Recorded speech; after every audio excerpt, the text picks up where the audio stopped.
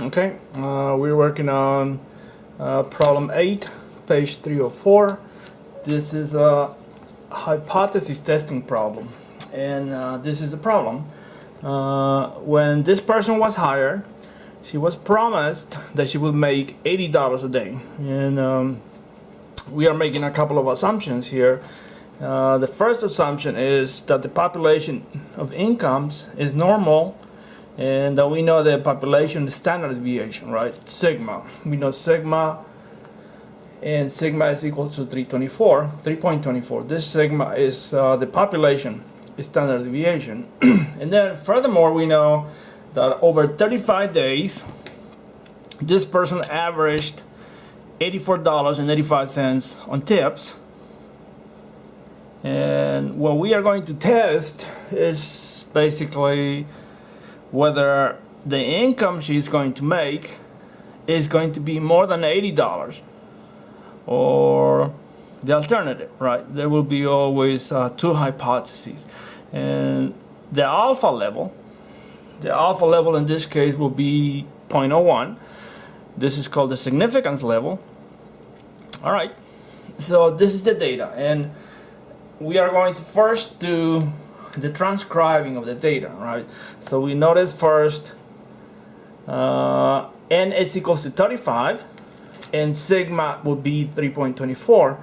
Furthermore, we know that the average is 84.85. All right, so let me remove this and I'm going to transcribe the data. So we know that x bar is 84.85 and sigma is 3.24. Furthermore, we know that we are going to do this over 35 days, right? So the sample size, which is n, will be 35, and alpha is 0.01. And we are using this significance level to test the hypothesis. Now, the first thing we do, anytime we do hypothesis testing, we do a three-step process. And the first step will be to write the hypothesis, right? So let's do this at step number 1. We have to write the null hypothesis and the alternative hypothesis. Now notice this is about means.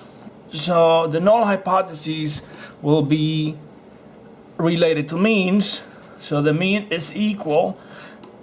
In this case, because the null hypothesis is always equal, you will have the mean is equal. And while we're testing whether the mean is greater than 80, so this has to be that the mean is equals to 80. And notice the null is always equal. The alternative will be either to the left or to the right. In this case, see, we're testing whether the mean is greater than greater than 80. So we have to do the alternative as the mean being greater than 80. Now, step number 2, and we're going to call this step number 2, is the graph. We are going to do the graph of the normal distribution, because see, this after all is a normal distribution, and we know this is a normal distribution because we know sigma. Anytime we know the standard deviation of the population, we are dealing with a normal distribution, right? So this being the case, this will be normal. So this would be a normal distribution. And furthermore, the alternative hypothesis is greater than 80. So that means we are going to have a right-hand tail. And this area inside the tail would be 0.01, because that's the significance level. Now, part of this second step, step number 2, I forgot, step number 2, is to find this critical value right here. And we had to find this critical value on the normal table, or in the normal table, because this is a normal distribution. Now, this will be a value of z, right? So the first thing we are going to do is go to the normal table and find the z value corresponding to this normal distribution. Now notice this being normal, this is 0.01, and that implies that this area right here between the mean and the value is 0.49. So you have to use 0.49 to find the value of z.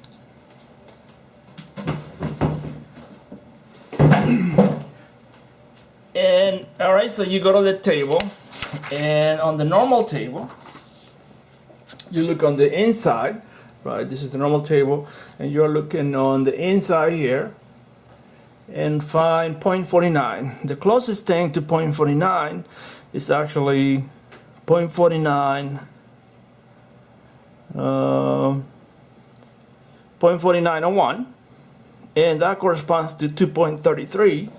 And well, I'm gonna ask you a favor and go ahead and verify that, but this would be 2.33, and this is positive 2.33, and this will be the cutoff between the normal, or rather between the null hypothesis in the center and the alternative hypotheses on the far right.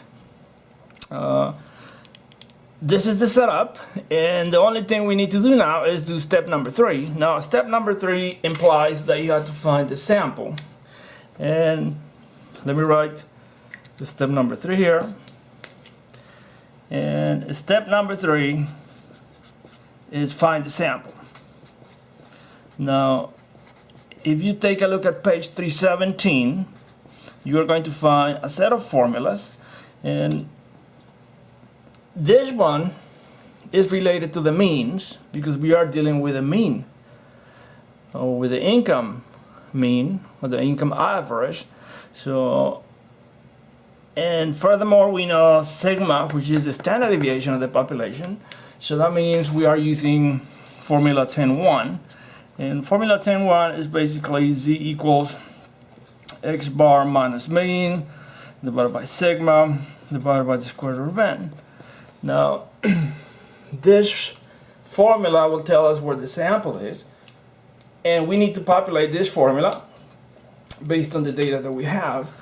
Now, notice x bar is 84.85 minus the mean, which happens to be 80, and we are going to divide that by sigma, sigma being 3.24, and you divide that by the square root of the sample size, in this case the square root of 35, and we are going to divide this amount by this amount.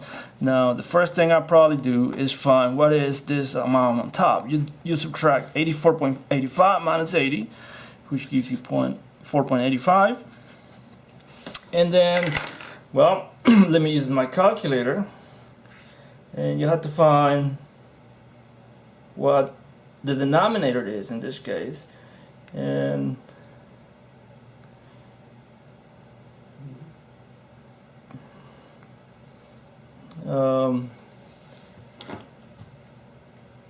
good. And all right, so we are in the process of finding the z value, which tell us what the sample is. So we are going to divide 4.85 by, so you have to first find 3.34 divided by the square root of 35, and I get 0.54, or 0.55 rather. So you would divide 4.85 divided by 0.55, and you get 8.81. Rather unusual number, but we are going to verify the number again. So you divide, first let's do 84.85 minus 80, and that will be 4.85, and then after that you divide that by 3.24, and then by the square root of 35, and that's 8.81.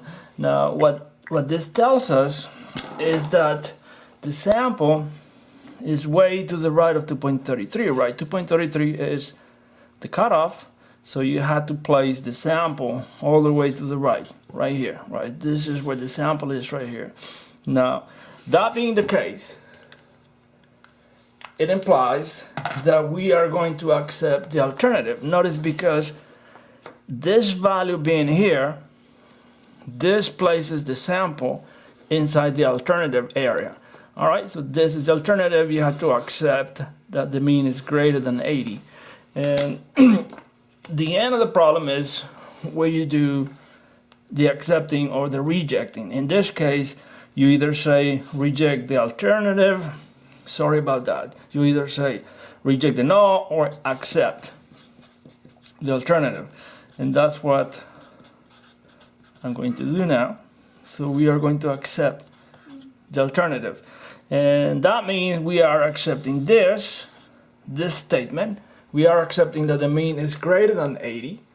And that basically implies that the answer is yes, right? Remember, the question originally was whether the mean will be greater than 80 or not. And the value being 8.81, that implies that the sample is here. Inside the alternative area, you accept the alternative, and that means that the mean is greater than 80. So the answer will be yes, the mean is higher or greater. Oops, greater than 80. And well, that's the end of this problem, and I'll come back with another one on the second video after this one.